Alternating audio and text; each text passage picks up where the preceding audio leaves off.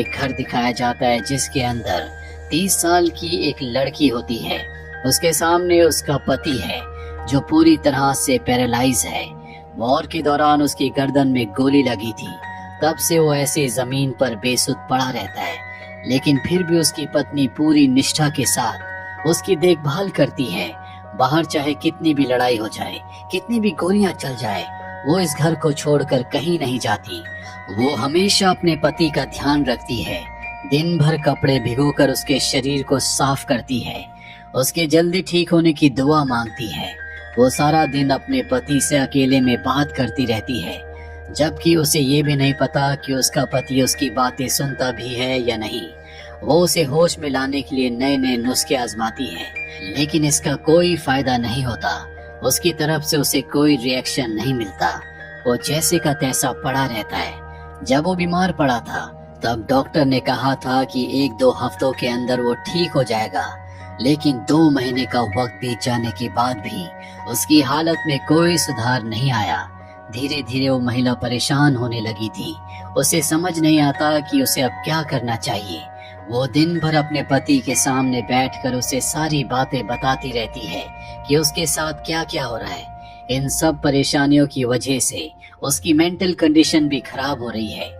और उसके साथ जो उसकी 2 बेटियां होती है जिनसे वो बहुत प्यार करती है, वही उसका आखिरी सहारा है। उन्हें देखकर वो अपने गम को थोड़ा सा कम कर लेती है। एक दिन उसकी दोनों बेटियों ने कहा कि उन्हें बहुत ज्यादा भूख लगी है। घर में राशन का एक भी दाना नहीं बचा था और ना ही पीने का पानी था। ये देखकर महिला बहुत परेशान हो जाती है। वो दोनों बच्चियों को लेकर अपने पड़ोसी के पास जाती है और पूछती है क्या आज पानी वाला आया था। उसकी पड़ोसन कहती है कि मुझे नहीं पता। इसके बाद वो दवा की दुकान की तरफ बढ़ती है। इसी बीच वहाँ पर बहुत सारे लड़ाके आ जाते हैं, यानी कि मिलिटेंट्स, जो अंधाधुंध गोलियां चलाने लगते हैं, बम फोड़ने लगते हैं। पर अब लोगों को इन सब चीजों की आदत हो चुकी है। हर रोज गोली की आवाजें, बम के धमाके यहाँ के लोगों के लिए आम बात है। इसीलिए वो डरने की बजाय अपने अपने कामों में लगे रहते हैं। महिला जैसे तैसे एक दवा की दुकान पर जाती है और अपने पति के लिए दवाइयाँ मांगती है। दुकानदार ने साफ मना करते हुए कहा कि अब मैं तुम्हें और दवाइयाँ नहीं दे सकता। तुम्हारा उधार पहले से बहुत ज्यादा हो चुका है। मुझे नहीं लगता कि तुम पुराना कर्जा भी चुका पाओगी, इसीलिए मैं तुम्हें और कर्जा नहीं दे सकता। इन सब बातों को सुनकर वो महिला बहुत ज्यादा परेशान और निराश हो जाती है। वो वापस अपने घर लौट आती है, क्योंकि उसके पति के खाने का वक्त हो चुका है। भले वो बोल नहीं पाता, चल नहीं पाता, निढाल पड़ा रहता है और उसे पता है कि उसके शरीर को पोषण की जरूरत है। वो पानी में नमक डालकर पाइप के जरिए उसके मुंह के अंदर पहुंचाती है। महिला को ये भी नहीं पता कि उसका पति उसे सुन सकता है या नहीं। फिर भी वो बाहर जाने से पहले हमेशा उसकी परमिशन लेती है। वो उसे बताती है कि बाहर किस काम से जा रही है। ये सब बताने के बाद वो थोड़ी देर तक अपने पति के चेहरे को देखती है और फिर बाहर निकल जाती है। इस महिला का पूरे शहर में सिर्फ एक ही रिश्तेदार बचा है और वो उसकी आंटी है जो उसके बगल में रहती है। दरअसल उसके जितने भी रिश्तेदार थे वो सब के सब शहर छोड़कर हमेशा के लिए जा चुके हैं और अब वो अपनी आंटी के घर मदद मांगने के लिए जाती है।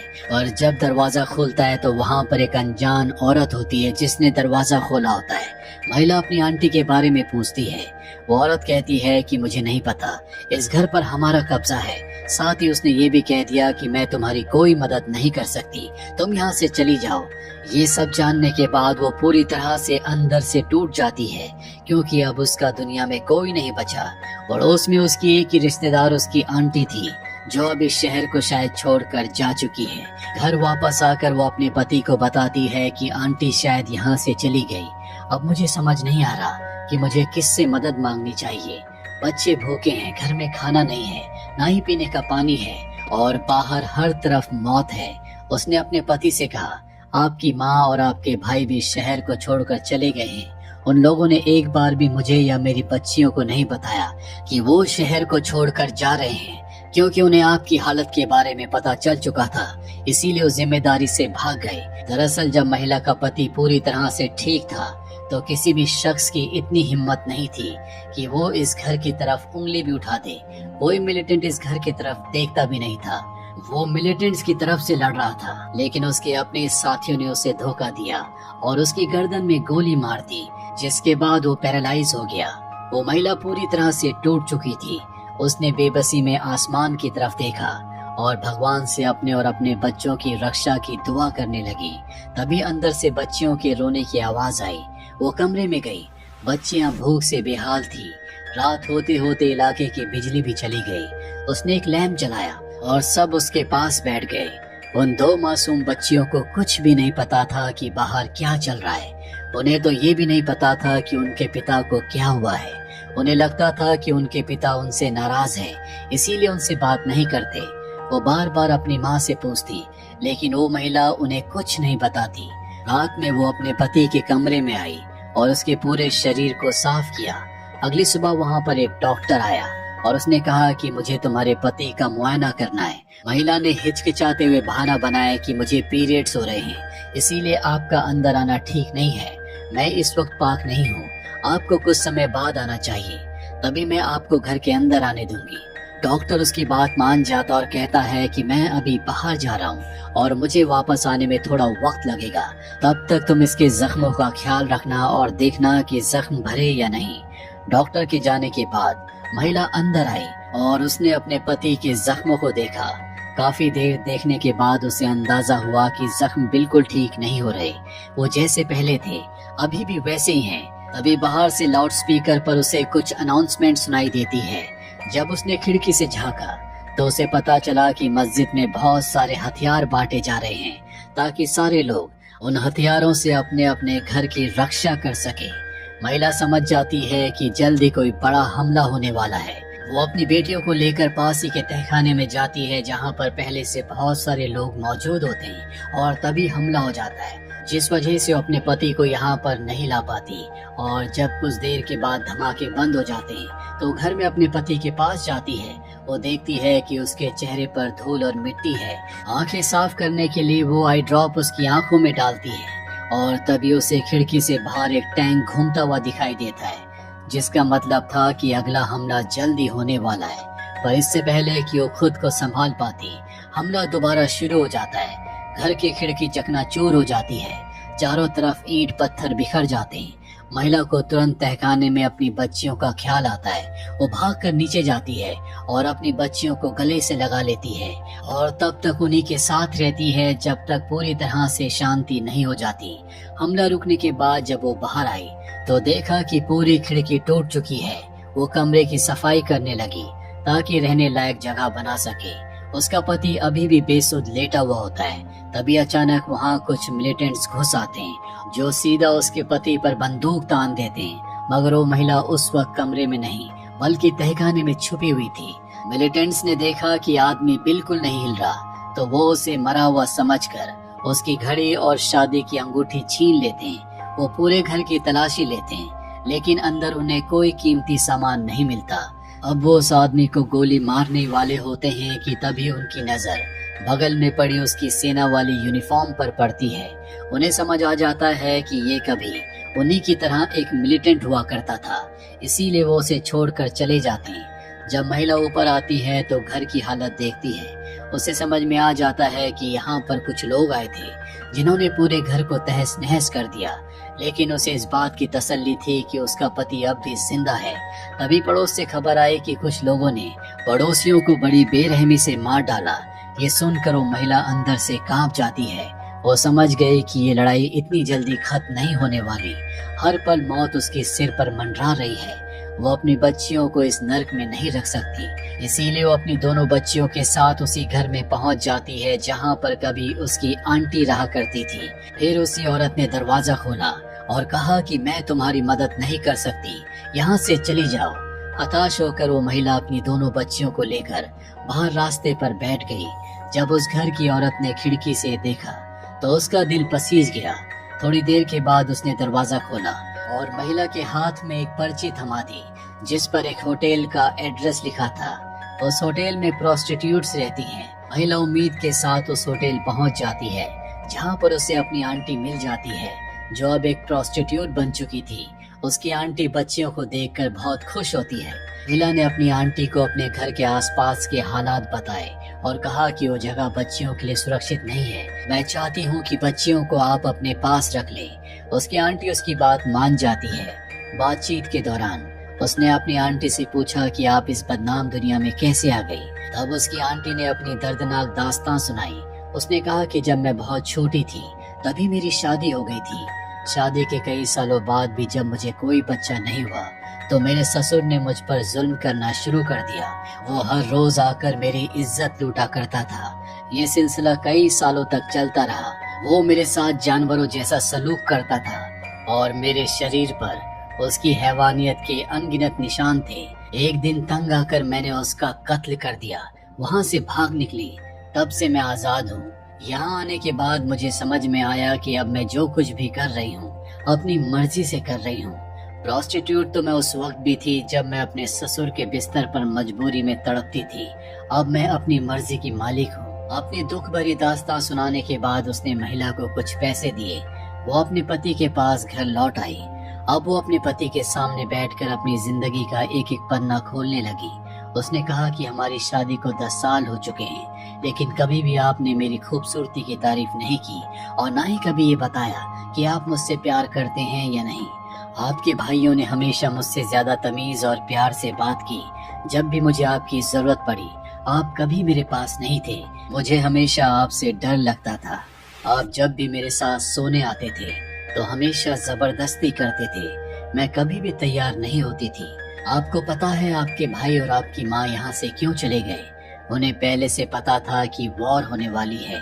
ये बात शायद आपको भी पता थी, लेकिन आपने मुझे कभी नहीं बताया। आपको मेरी कोई परवाह नहीं थी। आपकी 2 बच्चियां भी हैं। आपने उनके बारे में भी नहीं सोचा। आप हमेशा अपने काम में अंधे रहे। आप इतने व्यस्त थे कि शादी के दिन भी आप खुद नहीं आए। मेरी शादी आपकी तस्वीर से हुई थी। मुझे आपको समझने का वक्त ही नहीं मिला। आप आते और सीधा मेरे साथ शारीरिक संबंध बनाते और मैं भी सहती गई, क्योंकि अगर मेरे बच्चे नहीं होते तो आपकी माँ बांझ बोलकर मुझे घर से धक्के मारकर निकाल देती। सिर्फ अपने बच्चों की वजह से मुझे जबरदस्ती सहनी पड़ी। मैंने पूरी जिंदगी मर्दों को सिर्फ एक दरिंदे के रूप में देखा है। एक लड़की अपने जीवन में सबसे पहला मर्द अपने पति को देखती है। मेरे पिता बिल्कुल भी अच्छे इंसान नहीं थे। उन्हें पक्षियों को पालने का जुनून था। वो दिन भर उन्हें तैयार करते और जुए में उन पर सारी कमाई दांव पर लगा देते। जब वो हार कर घर वापस आते तो मुझे और मेरी माँ को बेरहमी से पीटते।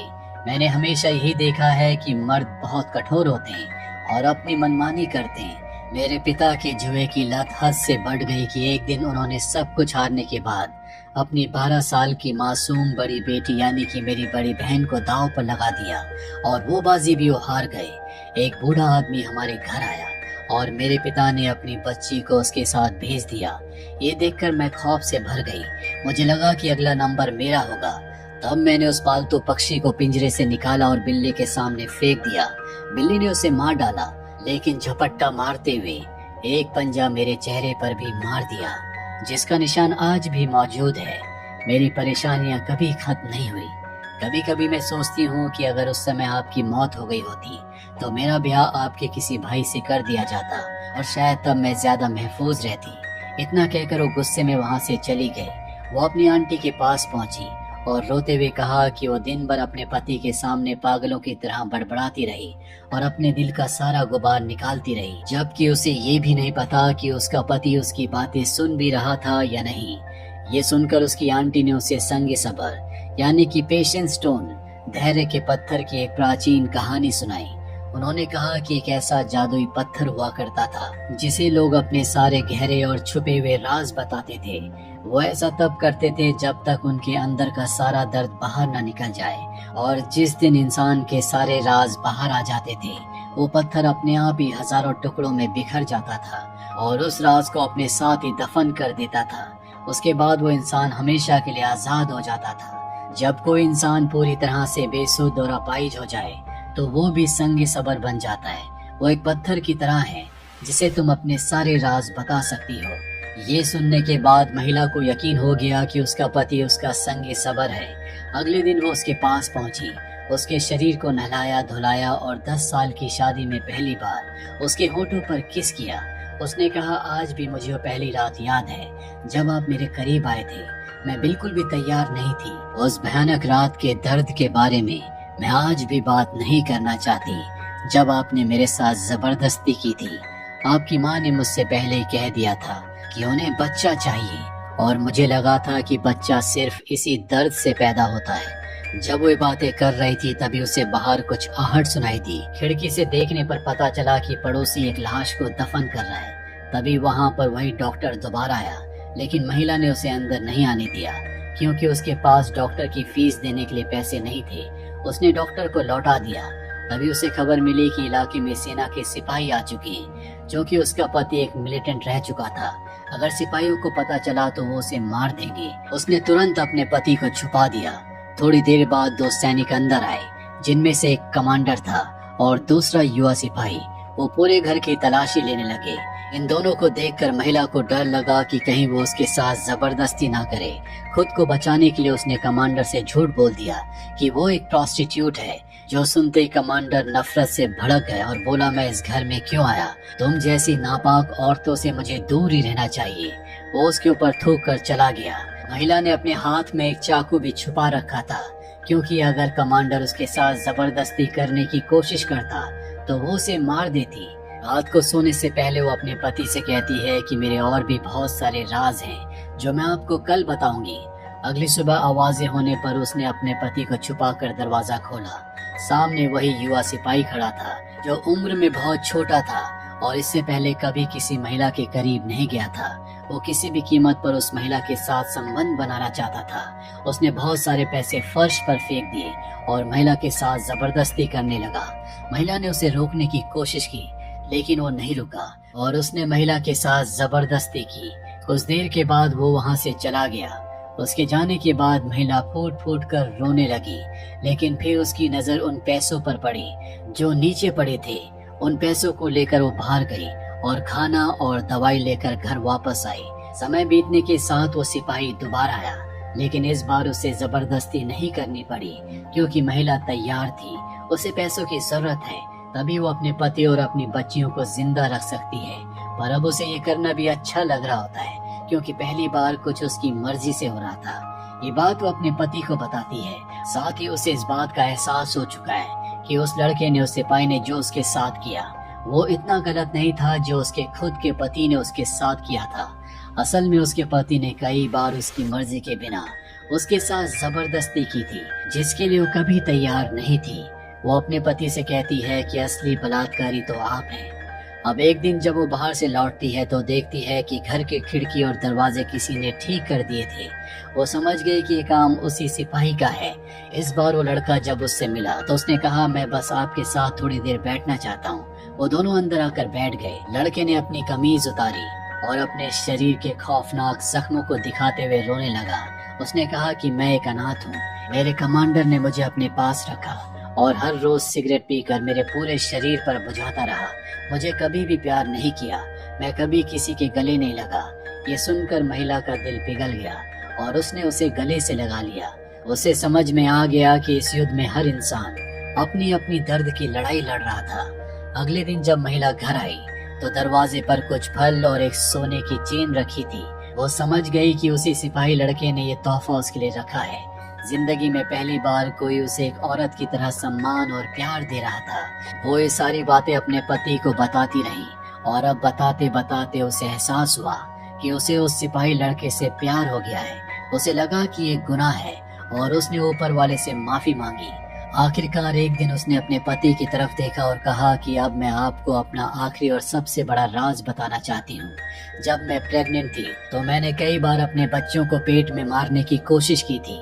जानते क्यों? क्योंकि वो दोनों बच्चे आपके नहीं है। मुझे बहुत पहले ही पता चल गया था कि कमी आप में है, मुझ में नहीं। लेकिन आपकी माँ इस बात को कभी नहीं मानती और मुझे बांझ कहकर घर से निकाल देती। तब मैं अपनी आंटी के पास गई और उन्होंने मेरी मदद की।